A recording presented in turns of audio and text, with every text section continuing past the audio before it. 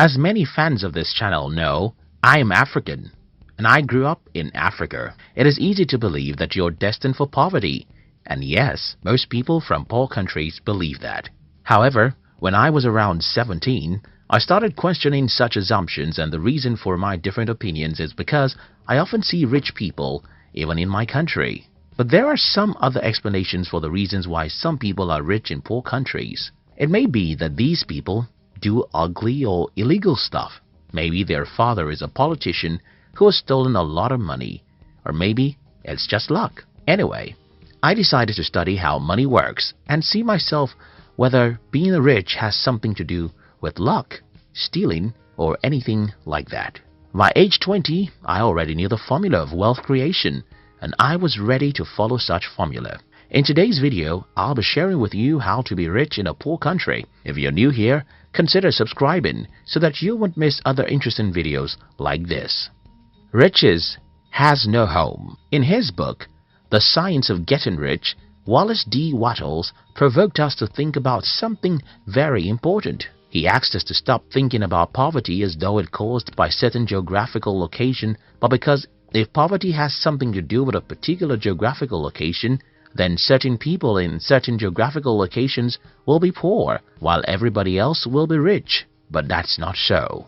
As we make this video today, millions of people are poor even in the richest countries of the world. For example, more than 70% of Americans live from paycheck to paycheck, according to some studies. And think about this, many people even in the poorest countries of the world are very wealthy. What does this tell us? I think it's very simple. Money doesn't have anything to do with where you live. But there's another problem here. If money doesn't have anything to do with where you live, then why do we have more poor people in certain continents than others? Why do we have more poverty in Africa and Asia than in Europe or America? I think I have an answer, and that has to do with conditioning. Like begets like. The story was told about a farmer who brought an eagle's egg from his farm. When the farmer got home, he added the 3 eagle eggs with his chicken's eggs, and his chicken hatched the eggs with hers. Many months after the little eagles have been hatched, they are there right with the chicks, eating everything the chicks were eaten, walking around the way the chicks walk around and having the same aspirations like those of the chicks. These 3 eagles grew up and lived their entire life just like chickens. They never flew or dared to live like an eagle. I'm sure that you will believe this story easily because it happened in the kingdom of the birds. Well, like those eagles, like always begets like, even amongst human beings.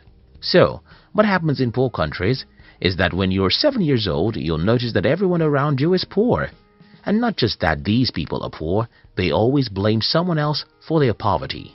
At age 7, you may not understand these people, but by the time you're 17, you're already successfully initiated into their evil world. What then happens is that as a young adult, whether you listen to your father, your mother, your uncles or teachers, everyone is blaming someone else for their state of being poor. It doesn't matter how strong you are, the natural thing to do is to become like these people. By the time an average human is 21 in a poor country, he has started thinking that the reason why he is poor is that the government or devil makes him poor. From this point, you can see how easy it is for these people to be poor and also make their children poor. It's pretty simple. Whenever you blame someone else for your life, what you're doing is folding your arms and saying, "It's not my fault. Let the man who causes man's poverty to come and make me rich. It's not my fault. Let the man who causes poverty to come make me rich." So the number one reason why most people are poor in poor countries is that everyone around them is poor when they are growing up. These people would not have become poor solely because everyone is poor. It's even worse because most poor people blame someone else for their poverty, and then they successfully teach their children to learn how to blame others for their lives. They have successfully destroyed such children's lives because they too will grow up not taking responsibility for their lives. The other problem about growing up in a community where everyone is poor is because you will never have any worthwhile mentor. Because everyone is poor, their advice will just lead you to where they are, and that's not where you want to be. For instance, I had to stop taking advice from everyone in my family when I was about age 19. The reason I stopped taking advice from these people is that all their advice is very bad, and they think their advice is the best. For example, my family members advise me to get a university degree because if I don't have a degree, I cannot be successful in life. They advise me that it is good to work for a bank, while I think it's better to build a bank. I mean, almost every advice my family members gave me about money, even till this day, is stupid. And what I did was to ignore them and instead choose successful people online and through books to be my models. Not everyone can do what I did. In fact, not everyone will ever have the insight into the fact that your poor uncles and parents had given the wrong advice about money. And that's a major reason why most people in poor countries are poor. The strong exploit the weak.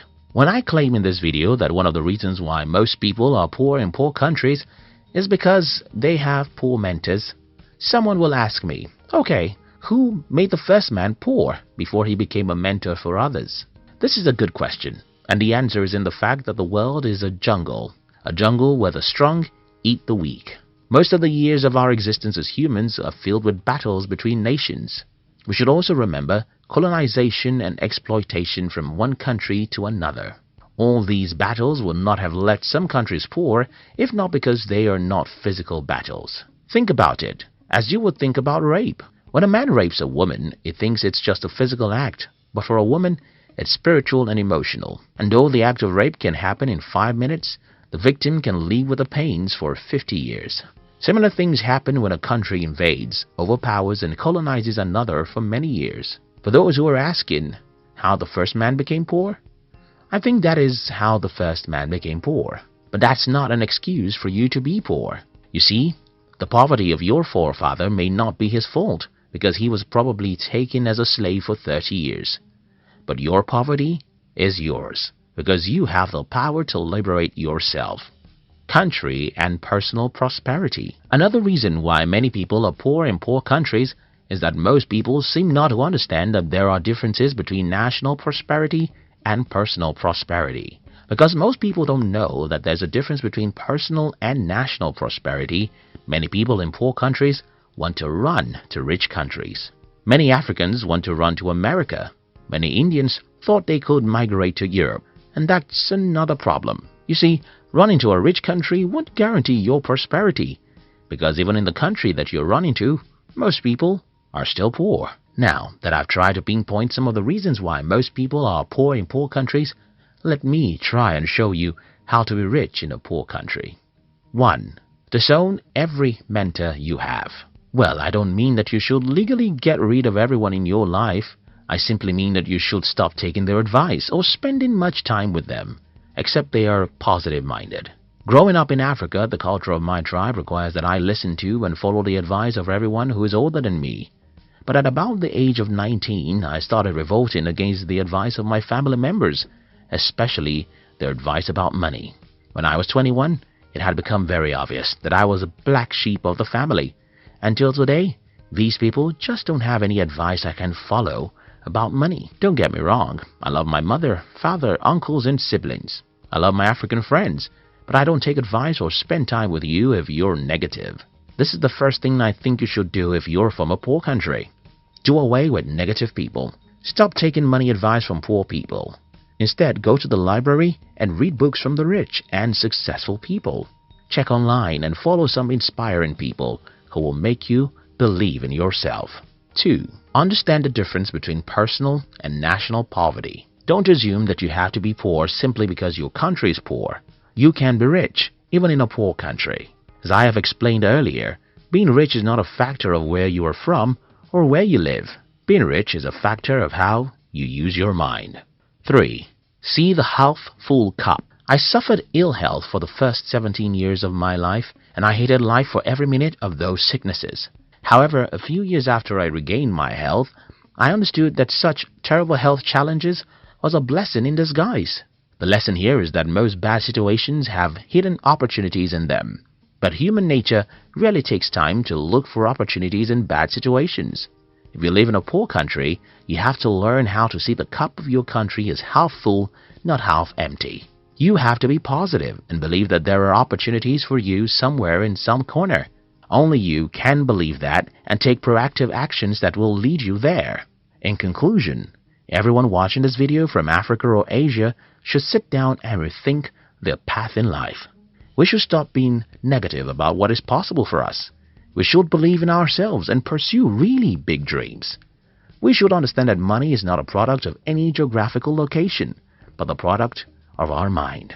I hope this video helps someone. Thank you very much for watching our videos. I'd like to give you another interesting video for you to enjoy next. But before then, our team will be very happy if you can like this video and share it with your friends on social media. If you're new here, don't forget to subscribe, so you won't miss other interesting videos like this. Look at your screen now to see 2 other videos we handpicked for you to enjoy next. We love you.